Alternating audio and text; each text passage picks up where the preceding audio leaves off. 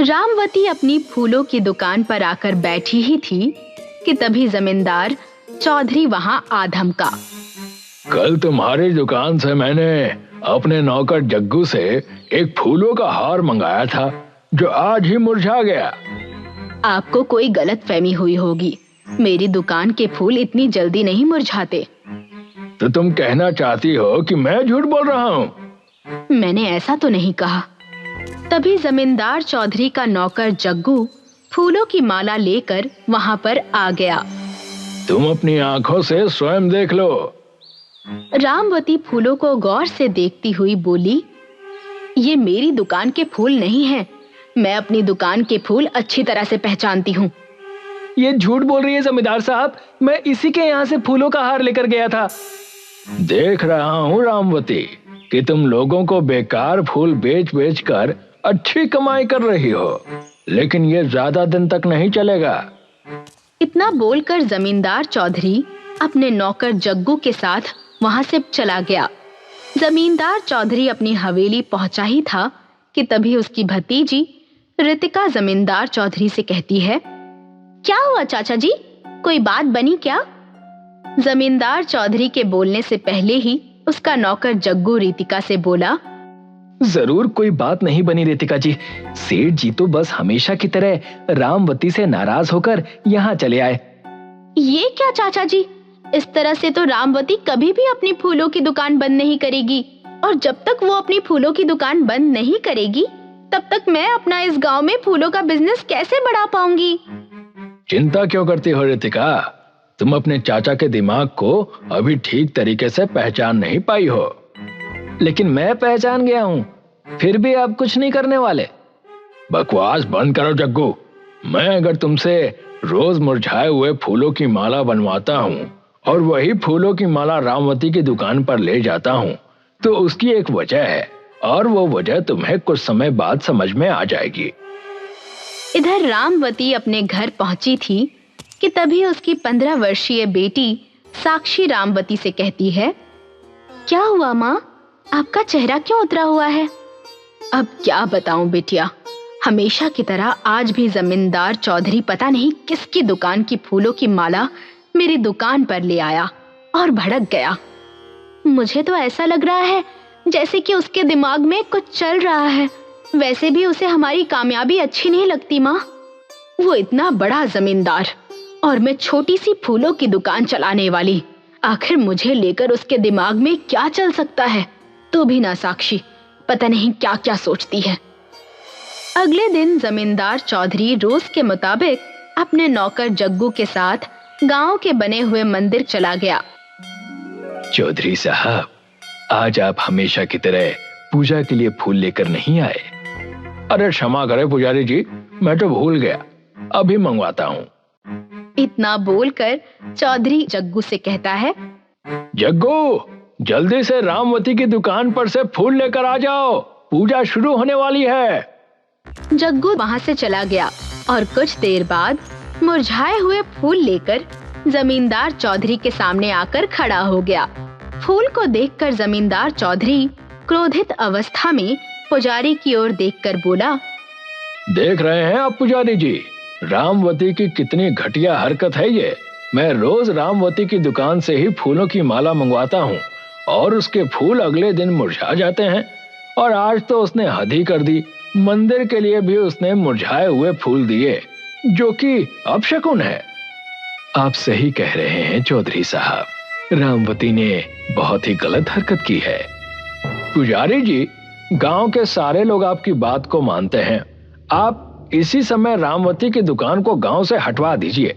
अगर कहीं भगवान नाराज हो गए तो सारे गांव का सत्यानाश हो जाएगा। ये सुनकर पुजारी मंदिर में मौजूद लोगों से कहता है, चलो सब रामवती की दुकान पर चलो। पुजारी बहुत से लोगों को लेकर रामवती की दुकान पर चला गया। क्या हुआ पुजारी जी, सब लोग मुझे इतनी क्रोध भरी नजरों से क्यों देख रहे हैं? रामवती, तुम खराब फूल तो बेचती ही थी, लेकिन अब तुम्हारी इतनी हिम्मत कि तुम पूजा के लिए भी खराब फूल बेचने लगी। मगर मेरे यहाँ से तो आज किसी ने पूजा के लिए फूल खरीदे ही नहीं, और भला मैं पूजा के लिए खराब फूल क्यों बेचूंगी? रामवती झूठ बोलती है पुजारी जी, इसकी भोली सूरत पर मत जाइए।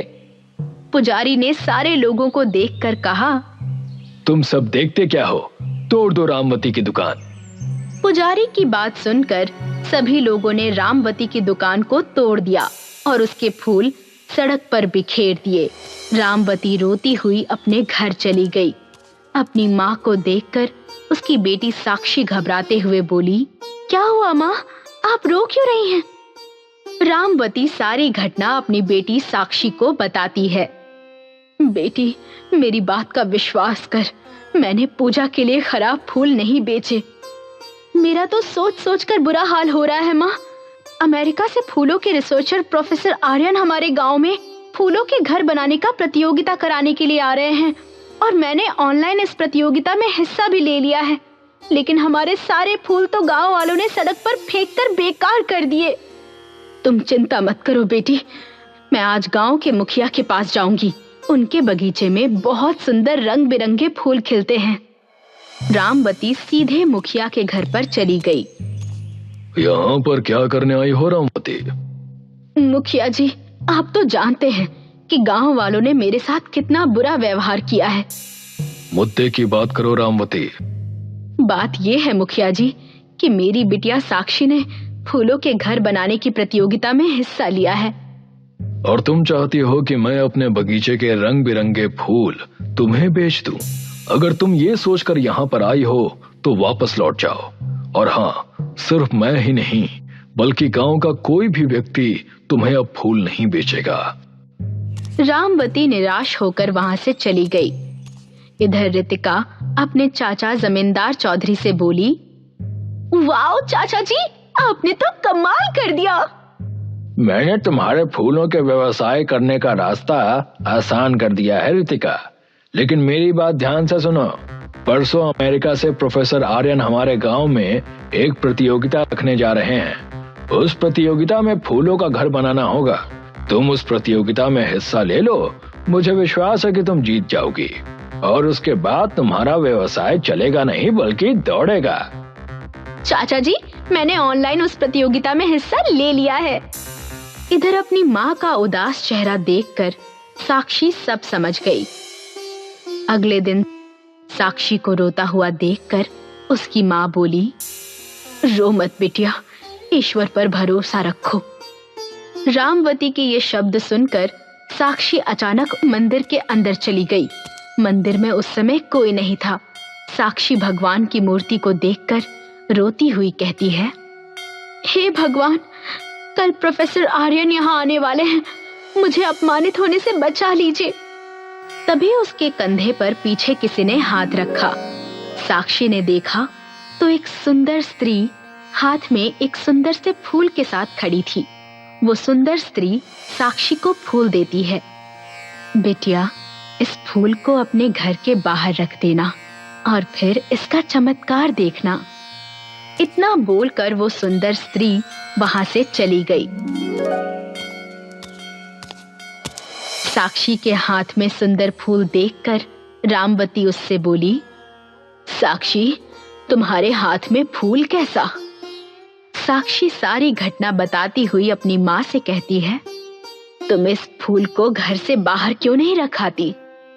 क्या माँ, आप चमत्कार पर विश्वास करती हैं? बिटिया, जब हर तरफ से विपरीत परिस्थितियां हमें घेर लें, तब सिर्फ हमें एक चमत्कार की ही उम्मीद होती है। अपनी माँ की बात सुनकर साक्षी बाहर घास के मैदान में उस फूल को रख आई और सो गई। अगले दिन साक्षी जब सोकर उठी तो अविश्वास भरी नजरों से बाहर का दृश्य देखने लगी। उसने देखा कि उस घास के मैदान में एक फूलों का बहुत सुंदर महल बना हुआ था। साक्षी अपनी माँ को उठाकर तुरंत बाहर ले आई। देखिए माँ, ये तो फूलों का बहुत ही सुंदर महल है। चलो माँ, अंदर चलकर देखते हैं। रामवती और साक्षी उस महल के अंदर चले गए। उस महल के अंदर हर वस्तु फूलों की ही थी। इधर प्रोफेसर आर्यन गांव में कदम रख चुके थे। वो प्रतियोगिता के मुताबिक रितिका के बने हुए फूलों के घर को देखकर कहते हैं, तुमने फूलों का तो बहुत ही सुंदर घर बनाया है रितिका। अचानक प्रोफेसर को कुछ याद आया और वो जमींदार चौधरी की ओर देखकर कहते हैं, एक लड़की ने और ऑनलाइन फॉर्म भरा था, वो कहीं नजर नहीं आ रही। उसका नाम, हाँ याद आया, उसका नाम साक्षी है। अरे आपने भी किसका नाम ले लिया? लगता है वो डर की वजह से आई ही नहीं। ये मेरा अपमान है, मैं उसके घर जाना चाहता हूँ। जमींदार चौधरी अपनी भतीजी और गांव के लोगों को रामवती के घर के नजदीक लेकर पहुंच गया। तभी प्रोफेसर की नजर रामवती के घर के ठीक सामने फूलों से बने हुए महल पर पड़ी।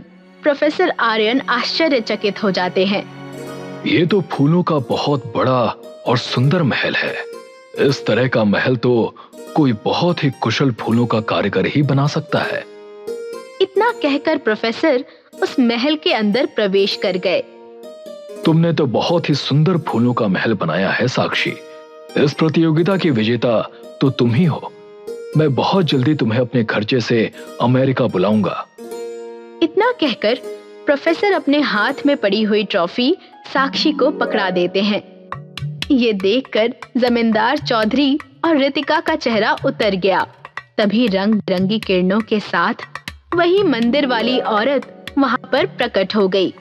सभी गांव वाले चौंक गए। रामवती निर्दोष है।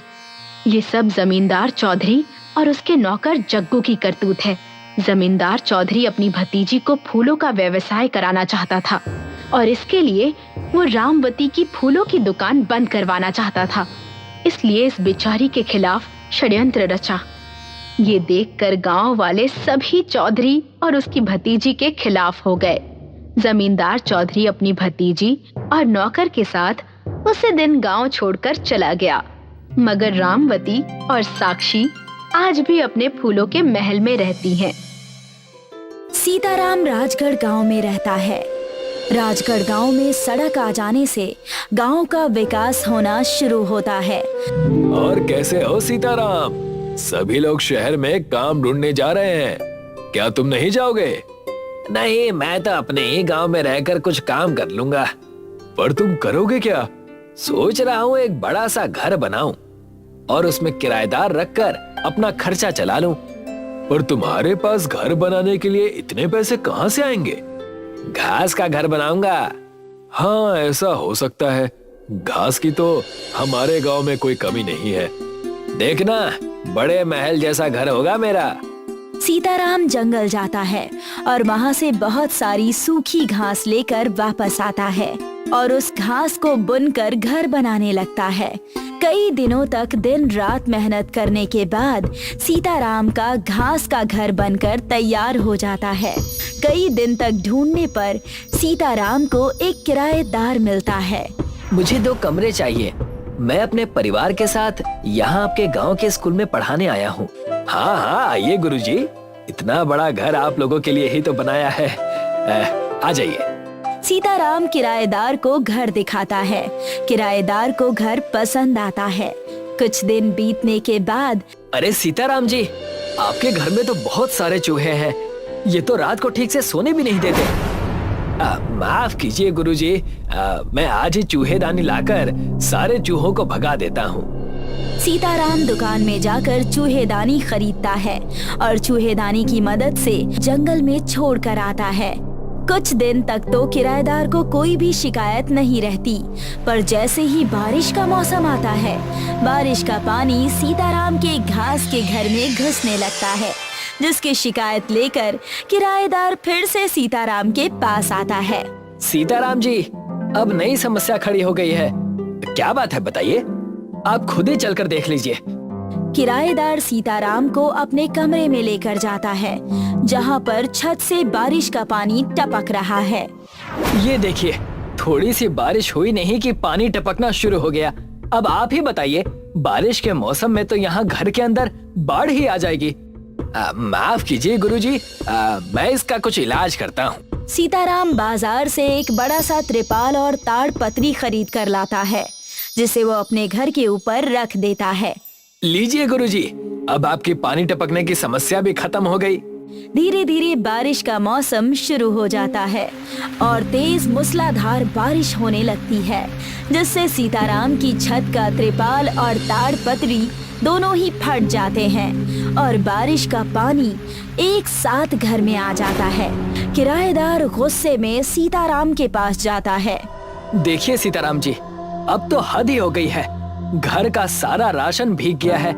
ऐसे में कोई कैसे आपके इस घास फूस के घर में रह सकता है?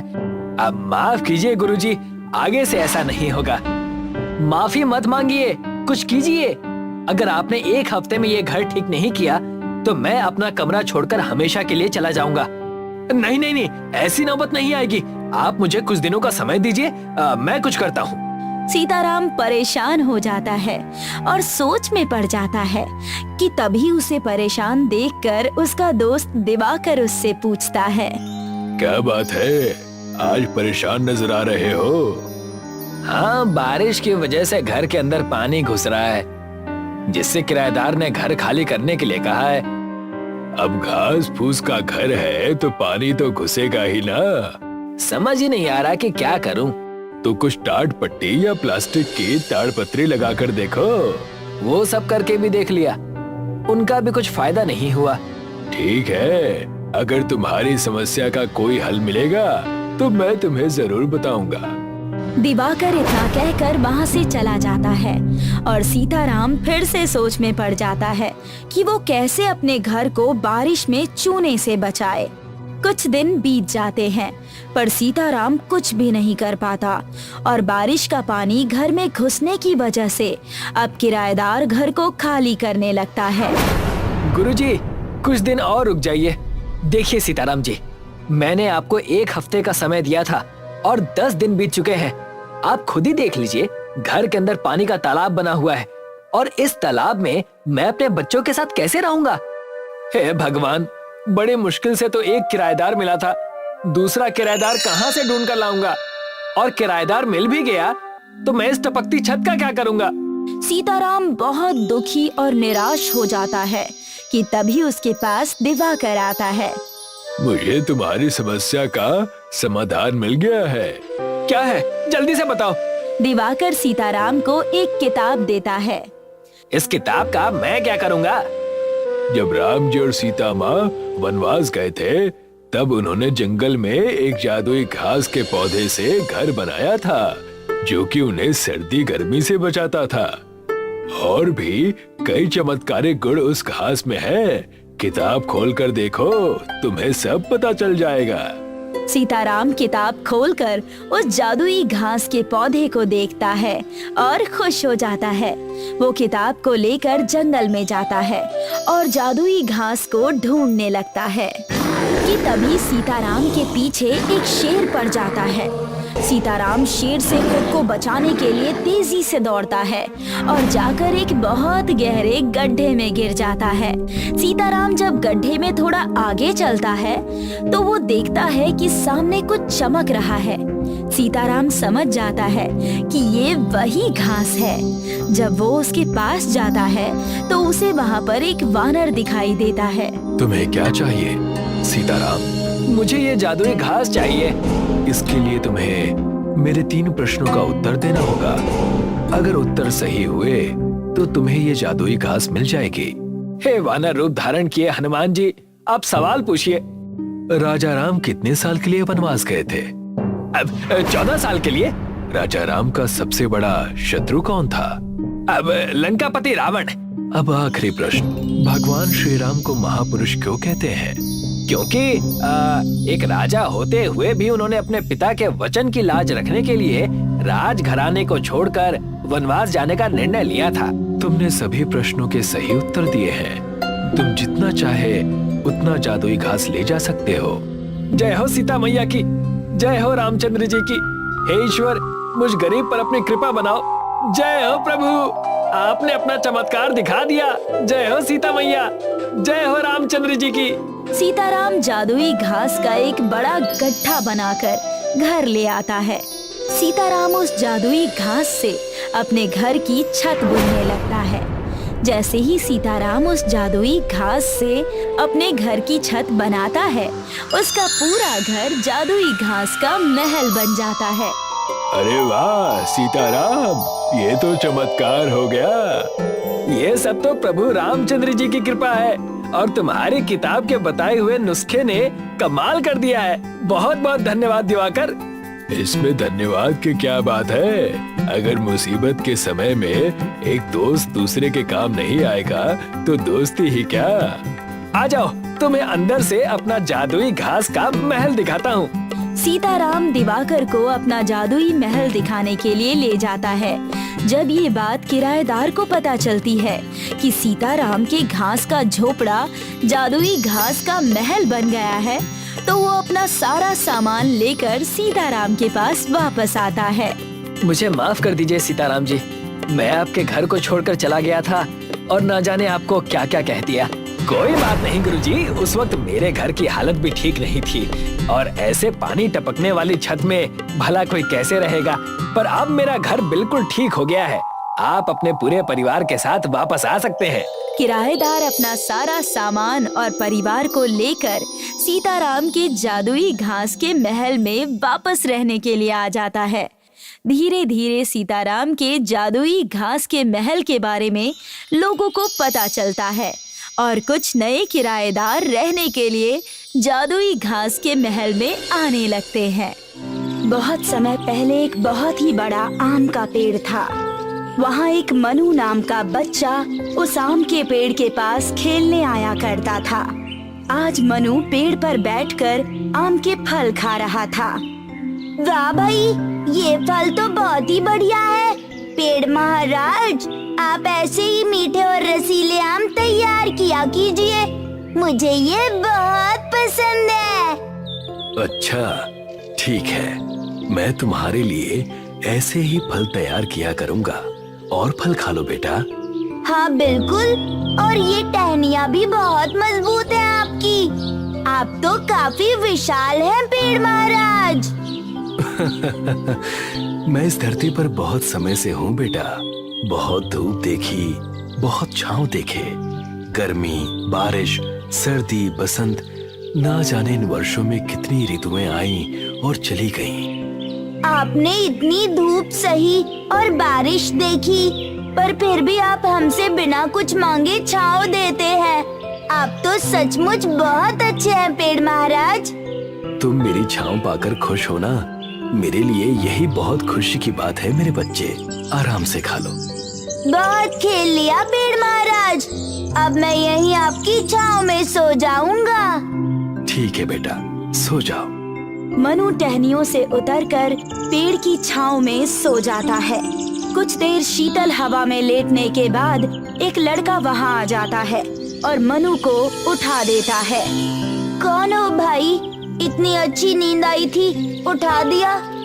मेरा नाम अनुज है, इस गांव में नया आया हूँ। मेरे दोस्त बनोगे? हाँ बिल्कुल, आओ चलो तुम्हारे घर चलते हैं खेलने के लिए। चलो, मेरी मम्मी ने पकवान भी बनाए हैं। मनु अनुज के साथ उसके घर खेलने चला जाता है। मनु पेड़ को बहुत प्यार करता था और पेड़ मनु को। देखते ही देखते समय बीत गया और अब मनु 6 से 12 वर्ष का हो गया था और पेड़ के पास खेलने नहीं जाता था। एक दिन मनु पेड़ के पास आता है। पेड़ बहुत खुश हो जाता है, पर मनु कुछ दुखी सा दिखाई दे रहा था। क्या बात है मनु, बहुत दुखी दिखाई दे रहे हो? आओ कुछ देर मेरे साथ भी खेल लो। अब मैं छोटा बच्चा नहीं रहा, अब पेड़ों के पास नहीं खेलता मैं। पेड़ को ये सुनकर थोड़ा बुरा लगा, पर उसने मनु से कहा, कोई बात नहीं मनु। अच्छा ये तो बताओ कि तुम उदास क्यों दिखाई दे रहे हो? मुझे खिलौने चाहिए, पर मेरे पास पैसे नहीं है।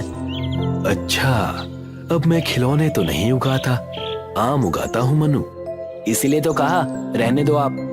लेकिन हाँ, तुम ये आम लो, इन्हें बेचकर तुम्हें पैसे मिल जाएंगे, फिर तुम खिलौने खरीद लेना।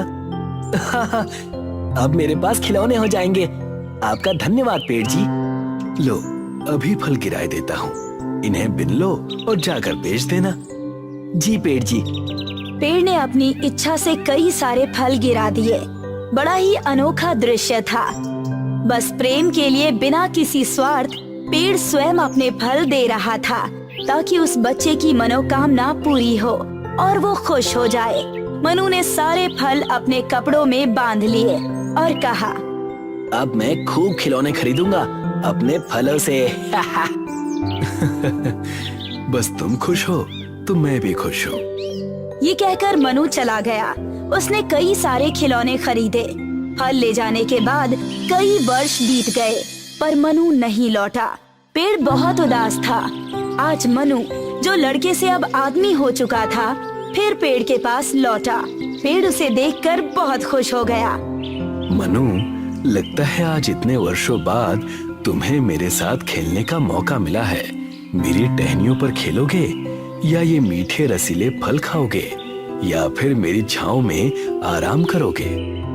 मेरे पास खेलने का समय नहीं है। ऐसा क्यों भाई? बचपन में तो यहीं आकर मेरी छांव में आराम करते थे और टहनियों पर खेलते थे।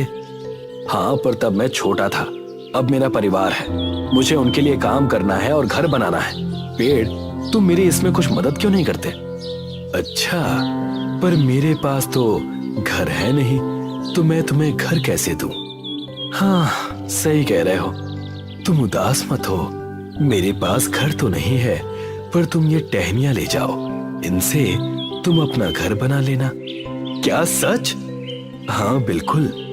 तभी वहाँ मनु की पत्नी आ गई। चलिए जी, घर नहीं चलना है क्या आपको? आओ तनुश्री, तुम्हें घर चाहिए था ना? बस समझो हो गया। वो कैसे? ये पेड़ यहाँ बचपन से है और बहुत विशाल भी है। इसकी शाखाएं काटकर हम एक घर बना लेंगे। नया घर? वाह, ठीक है, इसकी शाखाएं काट लेते हैं और नया घर ले लेते हैं। हाँ बिल्कुल, चलो अभी चलते हैं। कल मैं सारी लकड़ियाँ ले जाऊंगा। वो विशाल पेड़ बहुत ही खुश था। मनु को खुश देखकर मानो वो झूम रहा था। अगली सुबह आती है और मनु एक बैलगाड़ी पर सारी टहनियाँ काट कर रख लेता है। बस पेड़, ये आखिरी टहनी रह गई है। बाकी सारी टहनियाँ मैं ले जा चुका हूँ। बहुत बढ़िया। जल्दी से अपना घर बना लेना और फिर आना यहाँ, कुछ देर खेलना और फिर मेरी छाया में आराम करना। बिल्कुल पेड़, मैं जरूर आऊंगा। मनु वहाँ से चला गया। पेड़ बहुत ही खुश था क्योंकि मनु शायद अब उसके साथ खेल लेता, लेकिन मनु फिर से लौटकर नहीं आया। अब कई वर्ष बीत गए और मनु अब कुछ बूढ़ा सा होने लगा था। पेड़ मनु को देखकर हर्ष से भर उठा।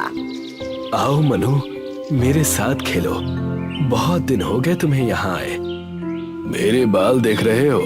अब ये कुछ सफेद होने लगे हैं। बहुत काम कर लिया, अब बस जीवन जीना चाहता हूँ। यही गंगा नदी में एक कश्ती चलाना चाहता हूँ। क्या तुम मुझे एक कश्ती दे सकते हो?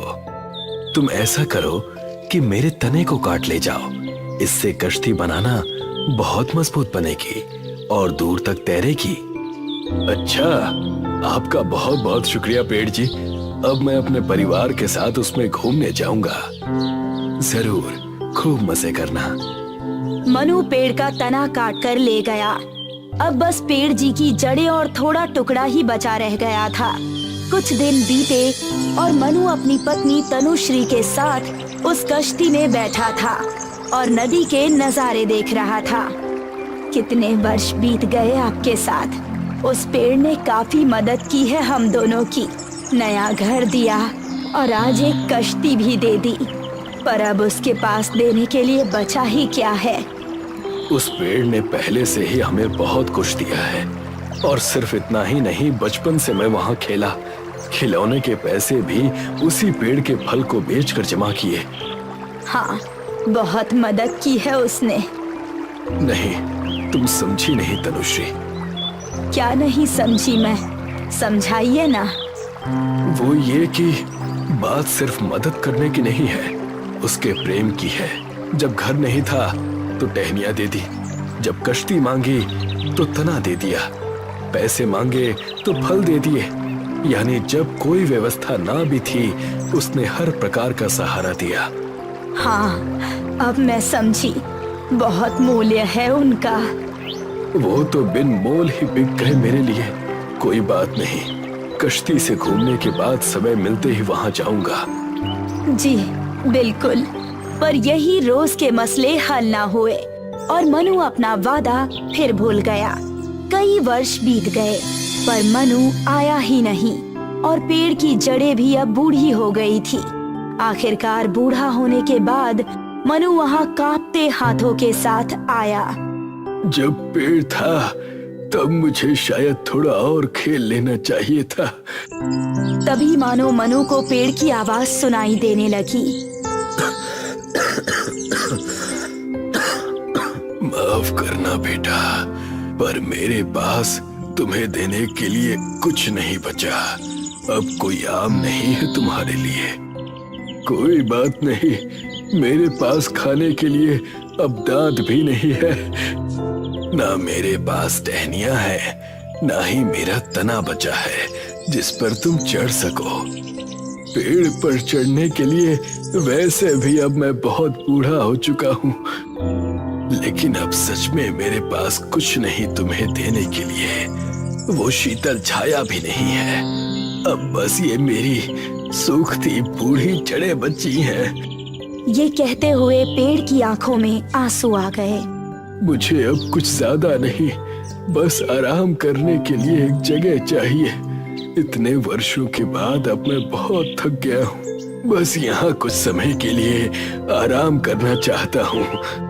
बूढ़ा पेड़ करुणा से भर गया और उसने खुशी से कहा, अच्छा है, पुरानी जड़ें आराम करने के लिए सबसे बेहतरीन जगह मानी जाती है। यहाँ तुम्हारे जीवन के सफर की थकान उतर जाएगी। ठीक है, मैं यहाँ लेट जाता हूँ। मनु वहाँ जाकर लेट गया और फिर उस गुजरे कल के पेड़ के पास उसने वो छाया पाई जो सूरज की धूप से नहीं बल्कि जीवन की धूप से बचाती है। ये कहानी सिर्फ पेड़ और मनु की नहीं बल्कि हम सबकी है। पेड़ माता पिता की तरह निस्वार्थ होते हैं। जब इंसान की उम्र कम होती है तो वो माता पिता से बहुत जुड़े होते हैं, पर जैसे जैसे जीवन में नए लोग आते हैं वो कुछ दूरी बना लेते हैं और सिर्फ आवश्यकता पड़ने पर ही उनके पास आते हैं। पर कुछ भी हो, माता पिता हर परिस्थिति में, चाहे उनके पास आपकी मांग पूरी करने का साधन हो या ना हो, वो आपका साथ देते हैं और आपके स्वार्थ पर उन्हें कोई मलाल नहीं होता। बालवीर की उम्र 55 साल हो चुकी थी और उसके तीनों बेटे अब जवान हो चुके थे, पर तीनों के पास कोई भी काम धंधा नहीं था। बालवीर सोचता है कि वो अपने बेटों को अपनी संपत्ति बांटने के बजाय उनको कोई काम दे ताकि वो मेहनत करना सीख सकें। बेटा, अब मैं बूढ़ा हो रहा हूँ, इसीलिए मैं चाहता हूँ कि तुम तीनों को कोई व्यवसाय सौंप दो ताकि तुम अपने अपने पैरों पर खड़े हो सको। बालवीर की ये बात सुनकर उसके दो बेटे खुश हो गए कि पिताजी उनको व्यवसाय चुनकर दे रहे हैं, पर सबसे बड़ा बेटा अधिवीर इस बात से सहमत नहीं था। ये क्या पिताजी, जब आपके पास इतनी संपत्ति है तो हम लोगों को कोई काम करने की क्या जरूरत है? आप अपनी संपत्ति हम सब में बराबर बांट दीजिए और बात खत्म कीजिए। नहीं, मैं ऐसा हरगिज नहीं करने वाला। अगर मैं तुम्हें सारी संपत्ति बांट दूंगा तो तुम लोग कभी मेहनत करना नहीं सीखोगे और वैसे भी दूसरे की कमाई का कब तक खाते रहोगे? कभी ना कभी तो खुद का काम करना ही पड़ेगा। ठीक है, जब आपने सोच ही लिया है तो बता दीजिए कि आप हमसे कौन सा व्यवसाय कराना चाहते हैं। मैं तुम तीनों को 20-20 मुर्गियां खरीद कर दूंगा और तुम मुर्गी पालन करोगे। ये बात सुनकर अधिवीर और भी उदास हो गया। वो समझ रहा था कि उसके पिताजी ने उसके लिए कोई कारखाना बनाने की सोची होगी। इस काम में तो मेहनत ही मेहनत है, कोई ऐसा काम दे दीजिए जो आसानी से हो सके। मेहनत वाला काम है, इसीलिए तो मैंने ये काम चुना है। तुम सबकी उम्र 30 साल के ऊपर हो चुकी है, पर अभी तक तुम लोग बेरोजगार हो। मुर्गी फार्म चलाने से कम मेहनत करना तो सीखोगे। अब बालवीर अपने तीनों बेटों में से हर एक को 20 मुर्गियां खरीद कर देता है और सबको मुर्गियां रखने के लिए एक एक लोहे की जाली भी देता है। लगता है पिताजी का दिमाग इस बुढ़ापे में काम करना बंद कर रहा है। अच्छा खासा तीनों को संपत्ति का बराबर हिस्सा दे देते तो क्या बिगड़ जाता। पता नहीं कहां से ये आफत सर पर खड़ी करके दे दी। अधिवीर बुरे मन से मुर्गियों और लोहे की जाली लेता है और खाना खाने के लिए चला जाता है। आज तो खाना खाकर जल्दी सो जाऊंगा, कल से तो मुर्गियों की सेवा में ही लगना पड़ेगा।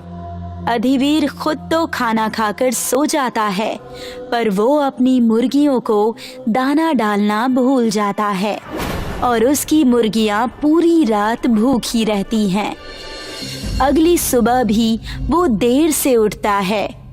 उठ जा बेटा, तेरी मुर्गियों ने तो चिल्ला चिल्ला कर सारा घर सिर पर उठा लिया है। उनको कुछ दाना पानी दे दे, नहीं तो चिल्ला चिल्ला कर मेरे कान खराब कर देंगी।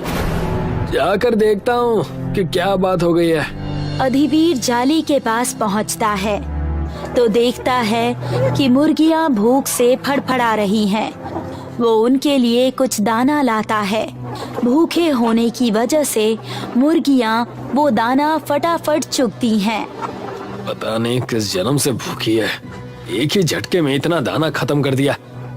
यही हाल रहा तो ये मुर्गियां मुझे जल्दी ही कंगाल कर देंगी। अधिवीर के दोनों भाई अपनी मुर्गियों को समय समय पर दाना और पानी देते हैं, जिससे उनकी मुर्गियां हर दिन अंडे देने लगती है। पर अधिवीर की मुर्गियां सही खान पान न होने की वजह से सप्ताह में एक ही दिन अंडा देती हैं। पिताजी ने भी मेरे साथ धोखा कर दिया। हर दिन अंडा देने वाली मुर्गियां छोटे भाइयों को दे दी और ये एक हफ्ते में अंडा देने वाली मुर्गियां मेरे सर पर रख दी। क्या करूंगा मैं इनका। अब अधिवीर के दोनों छोटे भाई अपनी मुर्गियों के अंडे बेचने लगे, जिससे दोनों भाई हर दिन पैसे कमाने लगे। ये देखकर उनकी माँ भी बहुत खुश हो गई। इन्होंने अच्छा दिमाग लगाया। घर में बेकार बैठे लड़कों को मेहनत वाला काम भी मिल गया और वो अच्छे पैसे भी कमाने लगे हैं। मेहनत की मेहनत और कमाई की कमाई। दोनों भाई जल्दी ही अंडे बेचकर खूब पैसे कमा रहे थे, पर अधिवीर के पास हफ्ते में ही अंडे जमा हो पाते थे। वो दोनों भाइयों की सफलता को देखकर जलने लगा। मेरी मुर्गियां अंडे नहीं दे रही हैं। जरूर इसमें छोटे भाइयों का कुछ झोल है, पर मैं भी कम नहीं हूँ। आज रात सारी बाजी ही पलट दूंगा। जैसी ही रात होती है और सभी लोग खाना खाकर सो जाते हैं, यही सही समय है। अब दिखाता हूँ मैं अपना कर्तव्य। अधिवीर अपने हिस्से की 10 मुर्गियां एक भाई की जाली में रखता है और वहां से हर दिन अंडा देने वाली 10 मुर्गियों को अपनी जाली में ले आता है। साथ ही अपनी दूसरी 10 मुर्गियां दूसरे भाई की जाली में रखता है और वहां से भी 10 मुर्गियों को अपनी जाली में रख लेता है। ये हो गई मुर्गियों की अदला बदली। वैसे भी सभी मुर्गियां एक ही रंग की हैं। किसी को क्या पता चलेगा कि मैंने मुर्गियां बदली है। मुर्गियों की अदला बदली करने के बाद अधिवीर अपने कमरे में जाता है। अगली सुबह वो देर से उठता है। अब से तो मैं भी हर दिन अंडा गिनूंगा और बाजार में अंडे बेचकर अच्छे पैसे कमाऊंगा। अधिवीर की चुराई हुई मुर्गियों को समय पर खाने की आदत थी और दाना न मिलने की वजह से वो लोहे की जाली को ही चुगने लगी, जिससे वो लोहे के अंडे देती हैं। जब अधिवीर जाली के पास जाता है तो लोहे के अंडे देखकर वो हैरान हो जाता है। ये क्या? ये मुर्गियां तो लोहे के अंडे दे रही हैं।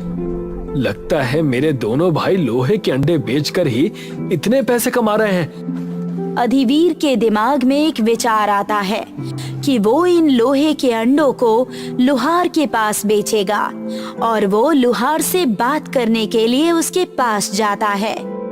कैसे हो लोहार भाई? जैसा पहले था वैसा ही हूँ। काम धाम कुछ चल नहीं रहा है, कैसा होऊंगा? लगता है तुम थोड़े गुस्से में हो, पर मैं अभी तुम्हारा गुस्सा शांत किए देता हूँ। मेरे पास ऐसी चीज है जिससे तुम और मैं दोनों अच्छे पैसे कमा सकते हैं। बात को जलेबी की तरह घुमाकर मत बोलो। क्या चीज है, साफ साफ कहो। मेरे पास 20 मुर्गियां हैं जो लोहे के अंडे देती हैं। तुम उन लोहे के अंडों को पिघलाकर लोहा बेचो और जो पैसे कमाओ उसका आधा हिस्सा मुझे दे दो। सुबह सुबह मैं ही मिला था बेवकूफ बनाने के लिए। भला ऐसी भी कोई मुर्गी होती है जो लोहे का अंडा देती हो? हाँ, मेरी मुर्गियां देती हैं। क्या तुम्हें मेरी बात पर यकीन नहीं है?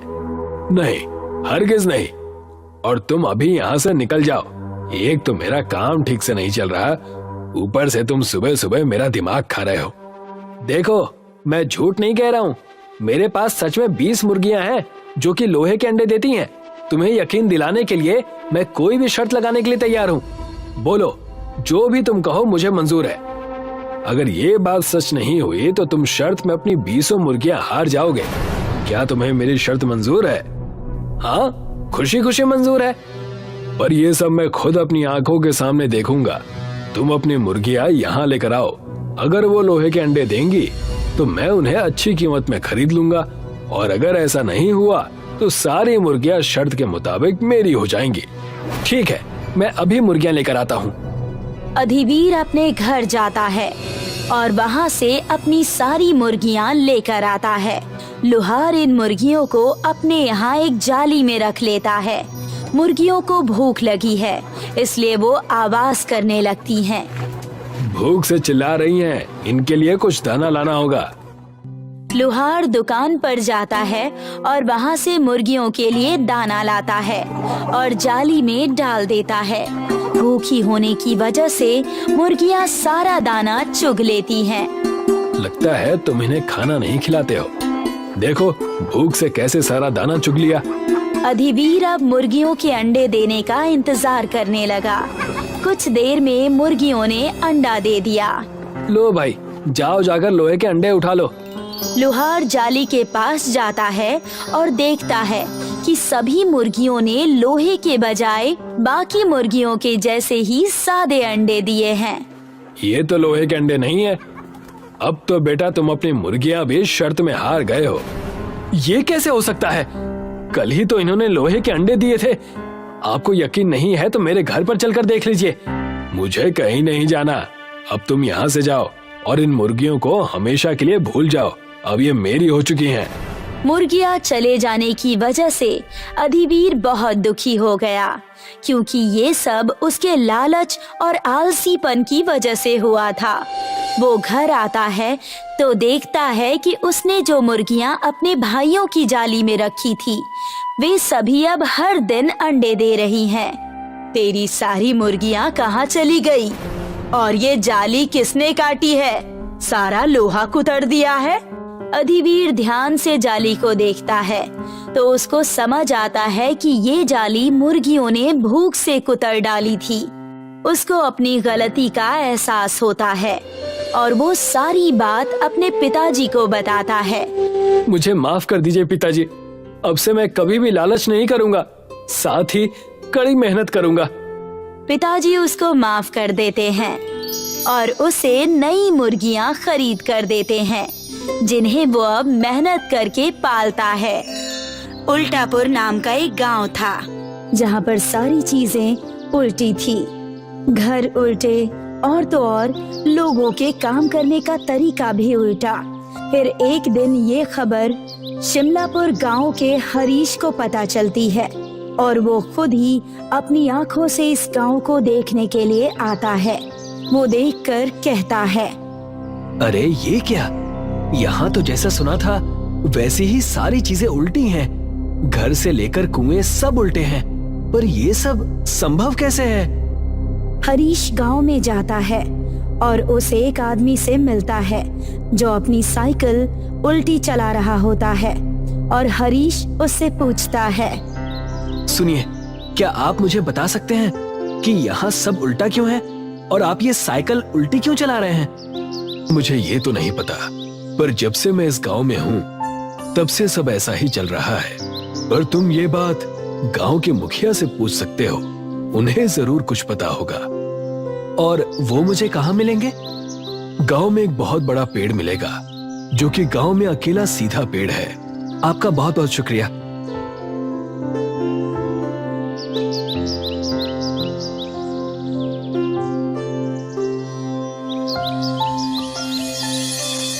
वहां से हरीश उस पेड़ के पास पहुंच जाता है, जहां पर गांव के मुखिया खड़े रहते हैं। हरीश उनके पास जाकर उनसे पूछता है, क्या आप मुझे बता सकते हैं कि यहाँ घर, कुएं, पेड़ सब उल्टे क्यों हैं? और सिर्फ ये अकेला पेड़ सीधा क्यों है? बेटा, तुम कहाँ से आए हो और तुम ये क्यों जानना चाहते हो? मैं शिमलापुर गांव का हूँ। मैंने सुना था कि यहाँ सारी चीजें उल्टी हैं, तो मैं देखने के लिए खुद चला आया। और अब जब मैंने सारी चीजों को अपनी आंखों से देख लिया है, तो मैं बस जानना चाहता हूँ कि यहाँ सारी चीजें ऐसी क्यों हैं। फिर मैं गांव जाकर सारी बातें लिखकर उसे गांव में बांट दूंगा।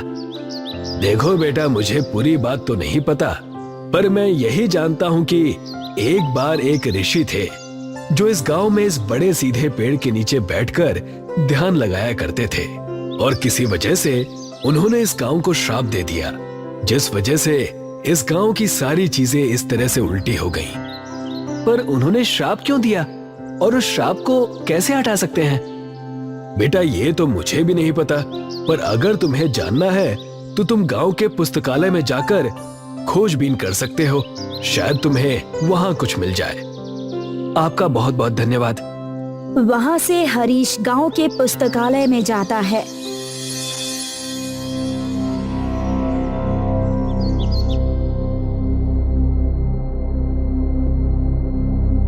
जहां पर कई सारी किताबों की लिखाई उल्टी होती है। यहाँ के किताबों में तो लिखावट भी उल्टी है।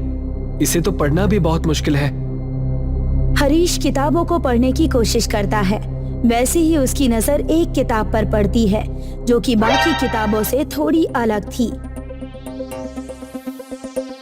हरीश उस किताब को उठाकर जैसे ही खोलता है, तो वो देखता है, अरे, इस किताब में तो सारी चीजें सीधी लिखी हुई हैं। देखता हूँ, शायद इसमें कुछ लिखा हो जिससे ये पता चल जाए कि इस गांव की ये हालत आखिर हुई कैसे।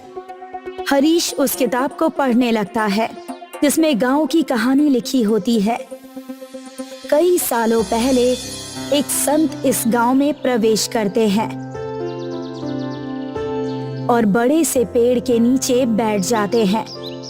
उस समय गांव का नाम सीधापुर हुआ करता था और संत जी गांव वालों को सही बातें सिखाया करते थे। एक दिन संत जी गांव वालों को इकट्ठा करते हैं और उन्हें सूचना देते हैं। गांव वालों, मैंने आप सभी को यहाँ इसलिए इकट्ठा किया है ताकि आप सभी को गांव में हो रहे शिकार के बारे में बता सकूं। आप लोग जो मासूम जानवरों का शिकार कर रहे हैं, उसे अभी छोड़ दीजिए, वरना इसका अंजाम पूरे गांव वालों को भुगतना पड़ेगा। ये बात सुनकर कुछ लोग आपस में कहते हैं, इस संत को यहाँ आए हुए कुछ ही दिन हुए और ये हम पर अपना राज चलाना चाहता है। तुम सही कह रहे हो, हम तो अपने शिकार का काम जारी रखेंगे। चलो अपने शिकार के जाल को गांव के जंगल में डाल कर आते हैं। गांव वाले संत की बातों को अनसुना कर देते हैं और फिर से शिकार के कई सारे जालों को जंगल में बिछा देते हैं। फिर एक दिन संत जंगल से गुजर रहे होते हैं। ये गांव वाले शिकार हद से ज्यादा करने लगे हैं और ये सब कुछ अपने शौक के लिए कर रहे हैं। बिना वजह मासूम जानवरों को मारना बहुत बुरा है। जैसे ही वो ये शब्द कहते हैं, वैसे ही एक रस्सी उनके पैर में पड़ती है और खींचकर संत जी को पेड़ से उल्टा लटका देती है। लगता है बड़ा शिकार हाथ लगा है। हाँ हाँ, चलो देखते हैं। जैसे ही वो लोग वहाँ संत जी को उल्टा लटके देखते हैं, वो डर जाते हैं और जल्दी से उन्हें नीचे उतारते हैं। फिर माफी मांगने लगते हैं, पर संत जी बिना कुछ सुने उस पेड़ के नीचे आ जाते हैं और ध्यान में लग जाते हैं और जल्द ही सारे गांव में ये बात मालूम पड़ जाती है। सारे गांव वाले संत जी से मिलने आते हैं। हमें माफ कर दीजिए जो हमने किया उसके लिए। संत जी ध्यान से अपनी आंखें खोलते हैं। उनकी आंखें क्रोध से लाल हो चुकी होती है और फिर वो गांव वालों से कहते हैं, मैंने तुम्हें पहले ही चेतावनी दी थी, पर जो आज मेरे साथ हुआ मैं उसे नहीं भूल सकता। जिस तरह से मैं उल्टा लटका और मुझे सारी चीजें उल्टी नजर आई, उसी प्रकार ये मेरा इस गांव को श्राप है कि ये पूरा गांव भी उल्टा हो जाएगा और इस गांव का नाम आज से ही सीधपुर से उल्टापुर होगा। गांव वाले ये सुनकर उनसे माफी मांगने लगते हैं और वादा करते हैं कि वो कभी भी आगे से शिकार नहीं करेंगे। ये देखकर संत जी को उन पर तरस आ जाती है और वो उन्हें बताते हैं, एक दिन आएगा जब एक नेक इंसान जो तुम्हारी परिस्थिति पर तरस खाएगा और तुम्हारी मदद करने की कोशिश करेगा, बस उसे मेरे जैसे 100 संतों को अपने हाथों से बनाकर भोजन खिलाना होगा। लेकिन भोजन की सामग्री गांव के हर घर से आनी चाहिए। तब से लेकर आज तक सारी चीजें उल्टी है, बस उस पेड़ को छोड़कर जहाँ पर संत जी बैठा करते थे। ये किताब जो संत जी ने खुद ही लिखी थी, इस किताब को पढ़कर हरीश मुखिया के पास जाकर उन्हें सारी बातें बताता है और कहता है, अगर हमें ये श्राप तोड़ना है तो हमें सारे गांव के घरों से खाने का सामान मंगाना होगा। ये तुम सही कह रहे हो। मैं आज ही सारे गांव वालों को जमा करता हूँ और उन्हें सारी बातें बताता हूँ। पर वो व्यक्ति है कौन जो हमारी मदद करना चाहता है? मुखिया जी, वो और कोई नहीं, मैं ही हूँ। जब से मैं आया हूँ मुझे आप लोगों की परिस्थिति पर तरस आ रहा है और मैं तो बस आप लोगों की मदद करने का कोई उपाय ढूंढ रहा था, तभी मुझे वो किताब मिली। बहुत बहुत धन्यवाद तुम्हारा बेटा। मुखिया सारे गांव वालों को जमा करता है और सारी बातें विस्तार से बताता है और फिर गांव वाले कहते हैं, हम सारी चीजें करने को तैयार हैं। हमें इस श्राप से मुक्त होना है हरीश, तुम बस खाना बनाना। हम सभी गांव वाले गांव के सभी घरों से तुम्हें खाने का सामान ला कर देंगे। जी ठीक है, तो मैं 100 संतों के लिए खुद खाना बनाऊंगा और इस गांव को इस उल्टे होने के श्राप से मुक्त कराऊंगा। गांव के हर एक घर से कुछ न कुछ सामान आता है और सबको जमा करके हरीश संतों के लिए खाना बनाता है। अगले दिन गांव वाले 100 संतों को बुलाते हैं भोजन के लिए। खाना खाने के बाद उनमें से एक संत मुखिया जी से पूछते हैं, क्या हुआ मुखिया, अचानक से हम सभी के लिए ये दावत कैसी? कई वर्षों पहले एक संत ने इस गांव को श्राप दिया था कि इस गांव की सारी चीजें उल्टी हो जाएं, चाहे वो घर हो या फिर पेड़ या फिर कुआं। और उन्होंने कहा था कि ये सभी चीजें ठीक तभी होंगी जब कोई नेक इंसान हमारी इस दशा को देखकर हम पर तरस खाएगा और वो 100 संतों को अपने हाथों से बनाकर भोजन कराएगा और भोजन का सामान गांव के हर एक घर से आना चाहिए। संत हरीश को अपने पास बुलाते हैं। हरीश बेटा, तुमने जो इस गांव के लिए किया है उसे देखकर हम सब बहुत खुश हैं। अगर ये गांव इस श्राप से मुक्त हुआ है तो इसका श्रेय सिर्फ और सिर्फ तुम्हें जाता है। संत जी, ये मेरा कर्तव्य है कि मैं लोगों के लिए अच्छा करूं। सदा खुश रहो बेटा। ये कहकर सारे संत गांव वालों को आशीर्वाद देते हैं और अपने रास्ते निकल जाते हैं। और फिर अगली सुबह जब सूरज उगता है तो सारी चीजें एकदम सीधी हो जाती है। गांव के हर एक घर सब सीधे हो जाते हैं।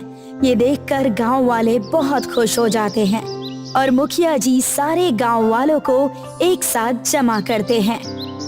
हरीश बेटे, तुम्हारा बहुत बहुत धन्यवाद। जो तुमने हमारे लिए किया शायद ही कोई करता है। इसकी कोई जरूरत नहीं है मुखिया जी, बस आप गांव वालों को बता दीजिए कि पहले वाली गलतियां वापस ना दोहराएं। हाँ, तुम सही कह रहे हो। तभी मुखिया जी सारे गांव के लोगों से कहते हैं, इस गांव में आज के बाद कभी कोई जानवरों का शिकार नहीं करेगा और अगर कोई शिकार करते हुए पकड़ा गया तो उसे गांव से निकाल दिया जाएगा। हाँ, हम कभी मासूम जानवरों का शिकार नहीं करेंगे। और उसी वक्त मुखिया जी गांव का नाम फिर से सीधापुर रख देते हैं और गांव के सभी लोग अब अपने सीधे गांव में खुशी से जीते हैं। कर्नाटका के गांव कुरांगिनी में कुछ आदिवासी रहते थे जो हमेशा अपने पितृदेव यानी अपने कुल देवता की सेवा करते थे। उनका मन था कि कुल देवता की पूजा अर्चना करके ही उनका जीवन बहुत अच्छा और बहुत सुकून से गुजरेगा। उनके घर भी हवा में झूलते हुए बने थे। वो चाहते थे कि गैर समाज का व्यक्ति उनके पास ना आए और ना ही वो किसी के पास जाना चाहते थे। हमेशा से खेतों से चावल और दाल और कई सारे फल खाकर अपना जीवन व्यतीत करते। उसी वक्त कुरांगिनी के पास वाले गांव में कुछ बच्चे कैंपिंग करने गए थे, चंदू, मंगलू और कविता। मुझे तो अब तक यकीन नहीं हो रहा है कि मैं हॉलिडे पर आई हूँ। सच कहा, यहाँ हम कुछ दिनों तक कैंप करेंगे और आसपास की चीजें भी ढूंढ निकालेंगे। मजा आएगा। हाँ, और सुबह होते ही हम आसपास के गांव घूमने जाएंगे और देखेंगे कि वहाँ क्या है। कुरांगिनी गांव के पास के कैंपिंग स्पॉट पर तीनों दोस्त आराम करने लगते हैं। सुबह होते ही उन्होंने तय किया कि सारे घूमने जाएंगे कुरांगिनी की तरफ। कुरांगिनी के पास जाते ही कविता ने झूलता हुआ घर देखा और कहा, अरे वाह, ये देखो झूलता हुआ घर। लगता है यहाँ के लोगों को झूला झूलने का बहुत शौक है, इसलिए ऊपर वहाँ पेड़ पर ही घर बना लिया है। कितने गजब की खूबसूरती। पूरा गांव हरा भरा है, ताजी हवा, सुंदरता में तो ये सब देखकर खुश हो रहा हूँ। पता नहीं आगे क्या क्या देखने मिलेगा। लेकिन पता नहीं मुझे डर क्यों लग रहा है। ऐसा लग रहा है कि कुछ अनहोनी होने वाली है हमारे साथ। ओफो, तुम तो हमेशा ही नेगेटिव बातें करते रहते हो। अब चुप भी करो और यहाँ का नजारा देखो। कुरांगिनी गांव के आदिवासियों ने उन्हें घेर लिया, जो दिखने में डरावने और खूंखार लग रहे थे। इन्हें देखते ही तीनों दोस्तों की सिट्टी बिट्टी गुल हो गई। कौन है आप लोग और हमसे क्या चाहते हैं? अरे, हमेशा शहरी लोगों को हम यहाँ आने से रोकते हैं। तुम लोगों को कितनी बार समझाया है, हमारे गांव के आसपास भी नजर मत आना, लेकिन फिर भी तुम नहीं समझते। अब तुम्हारी खैर नहीं, तुम्हारा हिसाब हमारे गांव के देवता करेंगे। ले चलो इन्हें, आज हमारी देवी ही बताएंगी कि इनका क्या करना है। अगर तुम यहाँ से छुटकारा पाना चाहते हो तो तुम्हें हमारी शर्तें माननी पड़ेंगी। क्या करना होगा? हमें सारी शर्तें मंजूर है। तुम्हें हमारे गांव की सभ्यता और परंपरा में रहना होगा। प्रकृति की सेवा में अपना मन, धन सब त्यागना होगा। इतना कहकर प्रकृति की देवी वहाँ से चली जाती है। तुमने सुना, जैसे हमारी देवी ने कहा वैसे ही तुम्हें करना होगा, नहीं तो हमारी देवी नाराज हो जाएगी। अब से तुम कुरांगिनी के निवासी हो, तुम्हें हमारे नियम और कायदे चलाने होंगे और हमारी देवी को खुश करना होगा। क्या आप हमें समझाएंगे कि हमें करना क्या है? हंसते हंसते हमारे रास्ते बंद हो गए और अब ये नया तमाशा आ गया है। जल्दी बताओ हमें क्या करना है। मैं जिंदगी भर के लिए तैयार हूँ। जैसा हमारी देवी ने कहा वैसा ही तुम्हें करना होगा। हमारे तौर तरीके तुम्हें अपनाने होंगे। सारी शहरी चीजें तुम्हें फेंकनी होगी। कविता, मंगलू और शैलेश के पास कोई चारा नहीं रहता। उन्हें उनके तौर तरीके आजमाने ही पड़ते हैं। हमने तुम्हारी सारी व्यवस्था झूलते हुए घर में कर दी है। आज से तुम वहीं रहोगे और हमारा जीवन व्यतीत करोगे। यही सीख और सजा है तुम्हारी। ये रहे तुम्हारे कपड़े। छोड़ दो हमें, घर जाना है हमें जाने दो। अरे चिल्लाना बंद करो और इन्हें देखो। तुम्हें लगता है हमें जाने देंगे यहाँ से? हमें यही इनकी बातें माननी होगी, तब जाकर कुछ होगा। मैंने पहले ही कहा था कि हमें संभल कर रहना चाहिए, लेकिन तुम में से किसी ने मेरी बात नहीं मानी। उन्हें समझ आने लगा था कि प्रकृति सबसे बढ़कर है। ये रहा तुम्हारा भोजन। इसे खाकर हमारे साथ खेत में काम करने चलो। ये क्या है? मुझे ये सब करने की आदत नहीं है। दिखने में तो स्वादिष्ट लग रहा है। मंगलू, इसे खाकर तो देखो। चुपचाप खाकर हमारे साथ चलो। जैसे ही उन्होंने कुरांगिनी गांव का खाना खाया, वाह यार, ये कितना स्वादिष्ट है। अगर हमें ये खाना हर रोज मिले तो मैं यहाँ से कभी नहीं जाना चाहूंगी। बिना मिलावट के खाने की बात ही कुछ और है। सच कहा तुम दोनों ने। हमें यहाँ कुछ दिन बिताने हैं। इससे हमें एक अच्छी सीख और अच्छी समझ के साथ जाएंगे। तीनों ही कुरांगिनी गांव के लोगों के साथ समय बिताने लगते हैं। उनके साथ खेतों में जाकर खेती, पेड़ों पर चढ़कर फल तोड़ना और कई सारे गांव की परंपरा में भाग लेते हैं। पूरे 1 महीने तक वो कुरांगिनी गांव वालों के साथ रहते हैं। उनके तौर तरीके सीखने के बाद मुखिया कहता है, हमारे गांव में कल मेला लगने वाला है। इस मेले में कई सारे व्यंजन और कई सारे कारनामे होते हैं। इस मेले में हम आ सकते हैं क्या? अब तो हम भी कुरांगिनी के निवासी हैं। क्यों नहीं? अब तुम हम में से ही एक हो। तुम यहाँ आ सकते हो। अगले ही दिन तीनों मेले में जाने के लिए तैयार हो जाते हैं। वहाँ पर कविता के माँ बाप कविता को ढूंढते हुए आ जाते हैं। कविता की माँ रोने लगती है। कहाँ थी मेरी बच्ची? हमने तुम्हें कहाँ कहाँ नहीं ढूंढा। इन लफंगों के साथ हमें पता था कि तुम किसी मुसीबत में हो। कुरांगिनी गांव के लोग कविता के पिता की बात सुनकर डर जाते हैं। तब कविता कहती है, लेकिन पिताजी, इसमें इनकी कोई गलती नहीं है। मुखिया जी ने अपना कर्तव्य निभाया और हमें एक बहुत अच्छी सीख दी जो कोई स्कूल या कॉलेज हमें नहीं दे पाता। इस गांव में आने के बाद हमने हमारी प्रकृति के बारे में जानने का बड़ा अवसर प्राप्त किया।